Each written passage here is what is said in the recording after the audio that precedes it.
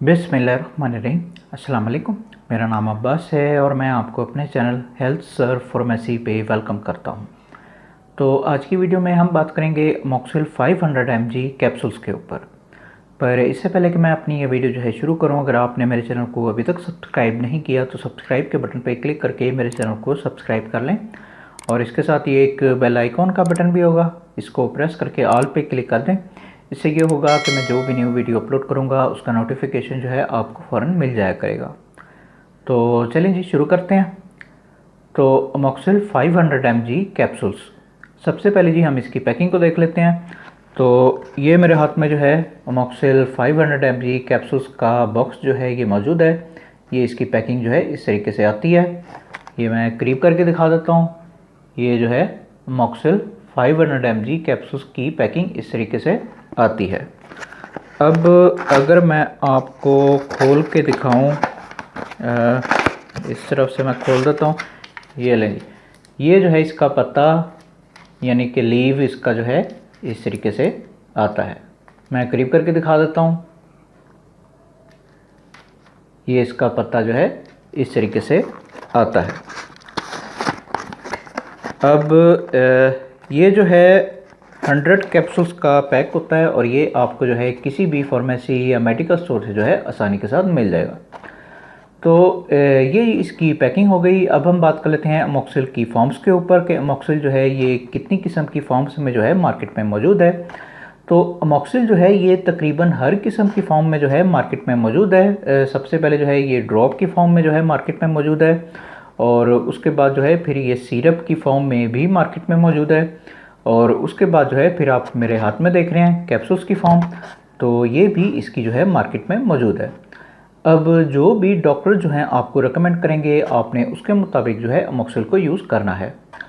तो ये सारी जो है इसकी फॉर्म्स हो गई। अब हम बात कर लेते हैं इसकी पावर्स के ऊपर कि ये कितनी किस्म की पावर्स में जो है मार्केट में मौजूद है। तो अमोक्सिल कैप्सूल जो हैं ये दो किस्म की पावर्स में जो है मार्केट में मौजूद हैं। एक जो है इसकी 250 mg कैप्सूल्स की पावर जो है वो होती है और दूसरी फिर आप मेरे हाथ में देख रहे हैं 500 mg कैप्सूल्स की पैकिंग। तो ये दो किस्म की पावर जो है इसकी मार्केट में मौजूद हैं। अब जो भी डॉक्टर जो हैं आपको रेकमेंड करेंगे आपने उसके मुताबिक जो है अमोक्सिल को यूज़ करना है। अब इस वीडियो में जो है हम सिर्फ अमोक्सिल 500 mg कैप्सूल्स के ऊपर ही फोकस करेंगे। तो ये सारी जो है इसकी स्ट्रेंथ हो गई। अब हम बात कर लेते हैं इसकी ड्रग के ऊपर या फिर इसके फार्मूले के ऊपर, जो भी आप जो है अपनी आसानी के लिए कहते हैं। तो अमोक्सिल कैप्सूल्स का फार्मूला होता है अमोक्सीसाइक्लिन। मैं फिर से आपके लिए एक और बार दोहरा देता हूँ, अमोक्सीसाइक्लिन जो है इसका फार्मूला होता है। अब ये फार्मूला जो है पेनिसिलिन की ब्रांच से निकला हुआ फार्मूला है और इसे हम मेडिकल की लैंग्वेज में जो है हम इसे कहते हैं अमोक्सीसाइक्लिन।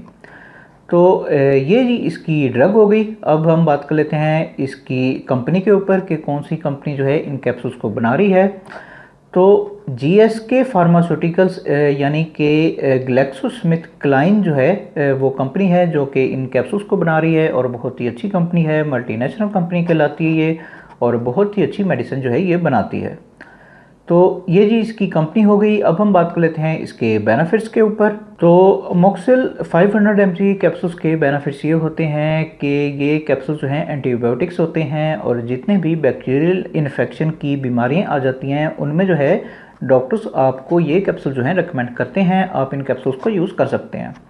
अब इस पे ज़रा मुकम्मल तफसील के साथ इसके ऊपर बात कर लेते हैं। तो सबसे पहले जी अगर आपको किसी भी किस्म का बुखार वगैरह हो रहा है, जैसे कि आपको अगर आम बुखार हो रहा है या फिर आपको मलेरिया हो रहा है या फिर आपको जो है वो टाइफाइड हो रहा है, तो किसी भी किस्म का अगर आपको बुखार हो रहा है तो फिर उस हालत में जो है डॉक्टर्स आपको ये कैप्सूल जो हैं पैनाडोल या कालपोल टैबलेट्स के साथ मिला के जो है रिकमेंड करते हैं। आप इन कैप्सूल्स को यूज़ कर सकते हैं। उसके बाद अगर आपको जिस्म पे कहीं भी कोई भी किसी भी किस्म का बैक्टीरियल इन्फेक्शन हो रहा है, जैसे कि कान में कोई इन्फेक्शन हो जाता है या नाक में हो जाता है या फिर मुंह के अंदर कोई इन्फेक्शन हो जाता है, जैसे कि दाढ़ वगैरह का दर्द वगैरह हो जाना, या इसी तरीके से गले में अगर आपके कोई इन्फेक्शन हो जाता है जैसे कि गला ख़राब वगैरह हो जाना, या छाती में कोई इन्फेक्शन हो जाता है या फिर मैदे में हो जाता है या आंतों में हो जाता है, तो कहीं भी किसी भी किस्म का अगर आपको कोई बैक्टीरियल इन्फेक्शन हो रहा है तो फिर उस हालत में जो है डॉक्टर्स आपको ये कैप्सूल जो है रिकमेंड करते हैं, आप इन कैप्सूल्स को यूज़ कर सकते हैं। उसके बाद अगर आपको कोई एलर्जी वगैरह के मसले मसाइल हो रहे हैं तो बाज़ औक़ात जो है किसी एंटी एलर्जी मेडिसिन के साथ मिला के जो है डॉक्टर्स आपको ये कैप्सूल जो है रिकमेंड करते हैं, वहाँ पे भी आप इन कैप्सूल्स को जो है यूज़ कर सकते हैं। उसके बाद अगर आपको कोई ज़ख़म वगैरह हो जाते हैं, कोई इंजरी वगैरह हो जाती है, तो बाज़ों का जो है वहाँ पे इन्फेक्शन होने का ख़तरा होता है, तो बाज़ों का जो है उस हालत में भी डॉक्टर जो हैं आपको ये कैप्सूल जो है रिकमेंड करते हैं, आप इन कैप्सूल्स को यूज़ कर सकते हैं। उसके बाद अगर आपका कोई सीरियस किस्म का ऑपरेशन वगैरह हुआ है तो ऑपरेशन के बाद जो है अक्सर ही इन्फेक्शन होने का ख़तरा होता है, तो बाज़ों का जो है उस इन्फेक्शन से बचने के लिए भी डॉक्टर जो हैं आपको ये कैप्सूल जो है रिकमेंड करते हैं, आप इन कैप्सूल्स को यूज़ कर सकते हैं। अब अगर आसान लफ्ज़ों में कहूँ तो अगर आपको किसी भी किस्म का कोई भी बैक्टीरियल इन्फेक्शन हो रहा है तो फिर उस हालत में जो है डॉक्टर्स आपको ये कैप्सूल जो है रिकमेंड करते हैं, आप इन कैप्सूल्स को यूज़ कर सकते हैं। बस आपने जो भी करना है वो डॉक्टर के मशवरे से करना है। तो ये सारे जो हैं इसके बेनिफिट्स हो गए। अब हम बात कर लेते हैं इसके यूजेस के ऊपर। तो अमोक्सिल 500 mg कैप्सूल्स के यूजेस ये होते हैं कि इन कैप्सूल्स को जो है 18 साल से ऊपर के लोग जो हैं यूज़ कर सकते हैं। उसके बाद एज की कोई लिमिट नहीं है, जिस मर्जी एज के लोग जो हैं इन कैप्सूल्स को यूज़ कर सकते हैं। बस इसमें जो है थोड़ी सी एहतियातें हैं, उन एहतियातों को आपने जो है अपने दिमाग में रखना है। ये मैं आगे चल के आपको सारी एहतियातें जो हैं इसकी बताऊँगा भी।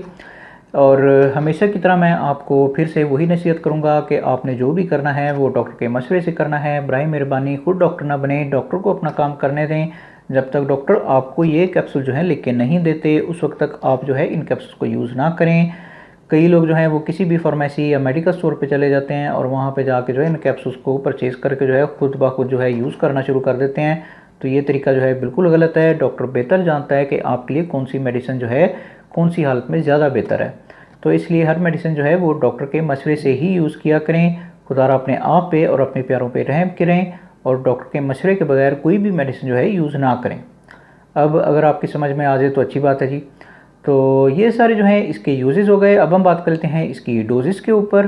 तो अमोक्सिल 500 mg कैप्सूल्स की डोजेज जो हैं वो आपकी बीमारी के ऊपर जो है डिपेंड करती हैं। जिस तरह की आपकी बीमारी की कंडीशन होगी उसके मुताबिक जो है डॉक्टर्स आपको इसकी डोजेज जो है रिकमेंड करेंगे। अब इसकी नॉर्मल डोज जो है वो दिन में 2 मरतबा यानी कि ट्वाइस अ डे या फिर थ्राइस अ डे यानी कि दिन में 3 मरतबा के तौर पे डॉक्टर्स जो हैं आपको इसकी डोजेज जो है रिकमेंड करते हैं। दूसरा ये कि आपने इन कैप्सूल्स को जो है वो खाने के बाद जो है यूज़ करना है। आप खाने से पहले जो है आप इसे यूज़ नहीं कर सकते, यानी कि आप इन कैप्सूल्स को जो है वो खाली पेट जो है यूज़ नहीं कर सकते। तो अब जिस तरह भी डॉक्टर जो है आपको इसकी डोजेज जो है रिकमेंड करेंगे आपने उसके मुताबिक जो है इसकी डोजेज जो है यूज़ करनी है। तो ये सारी जो है इसकी डोजेज हो गई। अब हम बात कर लेते हैं इसके कोर्सेज़ के ऊपर या फिर इसके टाइम पीरियड के ऊपर, जो भी आप जो है अपनी आसानी के लिए कहते हैं।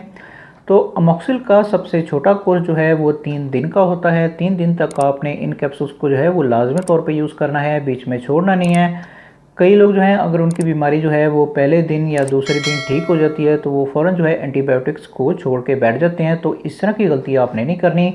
अगर आप इस तरह की कोई गलती करते हैं तो फिर आने वाले वक्त में जो है इसके साइड इफ़ेक्ट जो हैं वो आपके ऊपर अपना असर दिखा सकते हैं। तो 3 दिन का कोर्स जो है आपने इसका लाजमी तौर पे पूरा करना है। उसके बाद अगर आपकी बीमारी जो है ठीक हो जाती है तो फिर आप जो है इन कैप्सूल्स को छोड़ सकते हैं।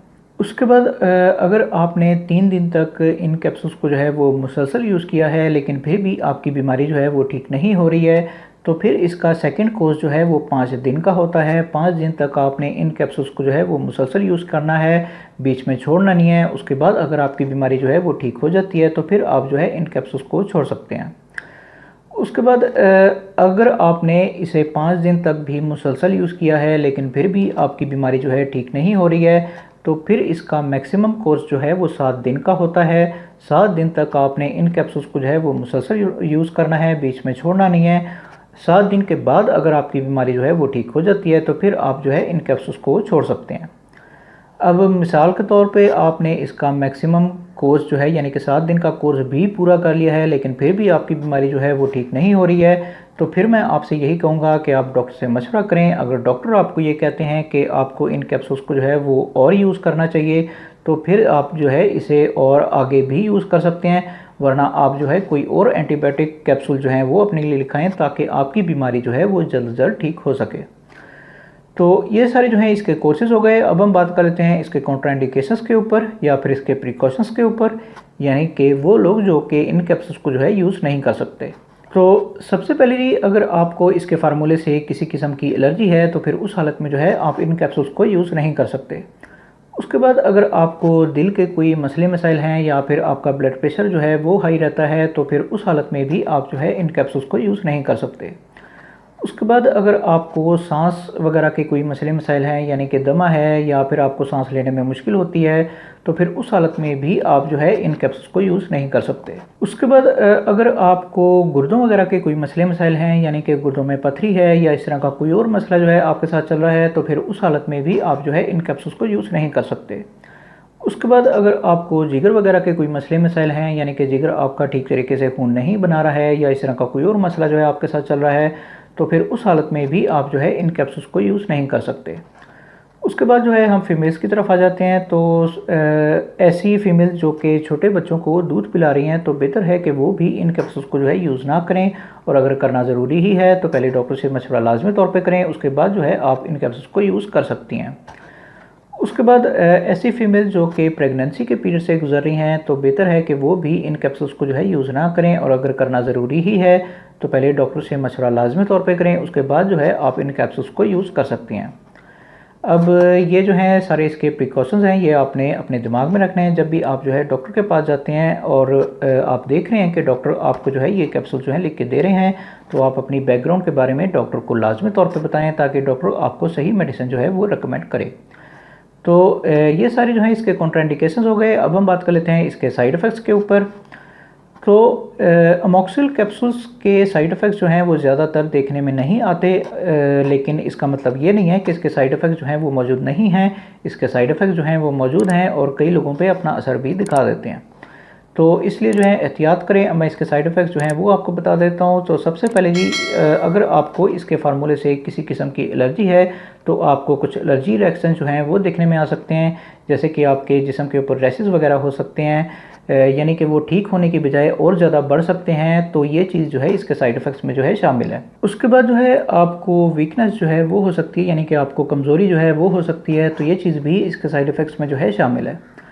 उसके बाद जो है आपको गनूदगी हो सकती है या फिर आपको तेज़ चक्कर वगैरह भी आ सकते हैं, तो ये चीज़ भी इसके साइड इफ़ेक्ट्स में जो है शामिल है। उसके बाद जो है आपको ज़रूरत से ज़्यादा जो है वो थकान का एहसास जो है वो रह सकता है, तो ये चीज़ भी इसके साइड इफ़ेक्ट्स में जो है शामिल है। उसके बाद जो है आपको मैदे के मसले मसाइल जो हैं वो देखने में आ सकते हैं, यानी कि पेट में दर्द होना या गैस वगैरह होना, तो ये चीज़ भी इसके साइड इफ़ेक्ट्स में जो है शामिल है। उसके बाद जो है आपको नोज़िया जो है वो हो सकता है, यानी कि आपको उल्टियाँ वगैरह जो हैं वो लग सकती हैं, तो ये चीज़ भी इसके साइड इफ़ेक्ट्स में जो है शामिल है। उसके बाद अगर आप इसकी ओवरडोज़ करके यूज़ कर रहे हैं तो फिर उस हालत में जो है आपको डायरिया जो है वो हो सकता है, यानी कि आपको लूज़ मोशन जो है वो लग सकते हैं, तो ये चीज़ भी इसके साइड इफ़ेक्ट्स में जो है शामिल है। उसके बाद जो है आपकी आँखों का कलर या फिर आपकी स्किन का कलर जो है वो चेंज हो सकता है, यानी कि वो चेंज होकर जो है वो ज़र्द हो सकता है, तो ये चीज़ भी इसके साइड इफ़ेक्ट्स में जो है शामिल है। उसके बाद जो है आपके यूरिन का कलर जो है वो चेंज होकर आ सकता है, यानी कि वो चेंज होकर जो है ज़रूरत से ज़्यादा जर्द हो सकता है, तो ये चीज़ भी इसके साइड इफ़ेक्ट्स में जो है शामिल है। उसके बाद जो है आपको जिस्म के किसी खास हिस्से पे जो है वो स्वेलिंग वगैरह जो है वो हो सकती है, जैसे कि चेहरे पे स्वेलिंग वगैरह हो जाना या जिस्म के किसी और हिस्से पे स्वेलिंग वगैरह हो जाना, तो ये चीज़ भी इसके साइड इफ़ेक्ट्स में जो है शामिल है। उसके बाद जो है आपको जोड़ों का दर्द जो है वो देखने में आ सकता है, तो ये चीज़ भी इसके साइड इफ़ेक्ट्स में जो है शामिल है। उसके बाद जो है ज़रूरत से ज़्यादा पसीने का आना, तो ये चीज़ भी इसके साइड इफ़ेक्ट्स में जो है शामिल है। उसके बाद जो है आपको सांस वगैरह के मसले मसाइल जो हैं वो देखने में आ सकते हैं, यानी कि आपको सांस लेने में मुश्किल हो सकती है, तो ये चीज़ भी इसके साइड इफ़ेक्ट्स में जो है शामिल है। उसके बाद जो है आपके दिल की धड़कन जो है वो ज़रूरत से ज़्यादा तेज़ हो सकती है, तो ये चीज़ भी इसके साइड इफ़ेक्ट्स में जो है शामिल है। उसके बाद जो है आपको गुर्दों वगैरह के मसले मसाइल जो हैं वो देखने में आ सकते हैं, यानी कि आपके गुर्दों में जो है वो पथरी वगैरह हो सकती है या इस तरह का कोई और मसला जो है आपके साथ हो सकता है, तो ये चीज़ भी इसके साइड इफ़ेक्ट्स में जो है शामिल है। उसके बाद जो है ये आपके खून के रेड सेल्स के ऊपर जो है कुछ नेगेटिव किस्म के असरात डाल सकती है, तो ये चीज़ भी इसके साइड इफ़ेक्ट्स में जो है शामिल है। अब ये मैंने जितने भी साइड इफ़ेक्ट्स आपको बताए हैं, अगर ये साइड इफ़ेक्ट्स जो हैं आपको अपने ऊपर नज़र आ रहे हैं तो आप फ़ौरन जो है डॉक्टर से रब्ता करें और अपनी मेडिसिन जो है वो चेंज करवाएं, ताकि आपका इलाज जो है वो ठीक तरीके से हो पाए। और इन सारे साइड इफ़ेक्ट्स की वजह से ही मैं आपसे हर वीडियो में गुजारिश करता हूँ कि बराए मेहरबानी डॉक्टर के पास चले जाया करें, डॉक्टर से मेडिसिन लिखवा लिया करें। जब तक डॉक्टर आपको ये कैप्सूल जो है लिख के नहीं देते उस वक्त तक आप ये कैप्सूल जो है यूज़ ना करें। खुदा अपने आप पे और अपने प्यारों पे रहम किया करें। डॉक्टर के मशवरे के बगैर कोई भी मेडिसिन जो है यूज़ ना किया करें। अब अगर आपकी समझ में आ जाए तो अच्छी बात है जी। तो ये सारे जो हैं इसके साइड इफ़ेक्ट्स हो गए। अब हम बात कर लेते हैं इसकी प्राइस के ऊपर कि मार्केट में आजकल इसकी कीमत जो है वो क्या चल रही है। तो जबकि मैं ये वीडियो बना रहा हूँ तो इसकी एक बॉक्स की कीमत है 1845 रुपये। तो ये तकरीबन जो है 19 रुपये का एक कैप्सूल जो है वो बनता है। तो अब आपको जितनी भी ज़रूरत है वो आप जो है अपने हिसाब से किसी भी फार्मेसी या मेडिकल स्टोर से जो है आसानी के साथ ले सकते हैं। तो ये जी इसकी कीमत हो गई और मेरा ख्याल है कि मैं सब कुछ बता चुका हूँ। तो ये जी आज की वीडियो थी। अगर वीडियो आपको पसंद आई हो तो फिर लाइक करें, शेयर करें और बराए मेहरबानी मेरे चैनल को सब्सक्राइब करना ना भूलें।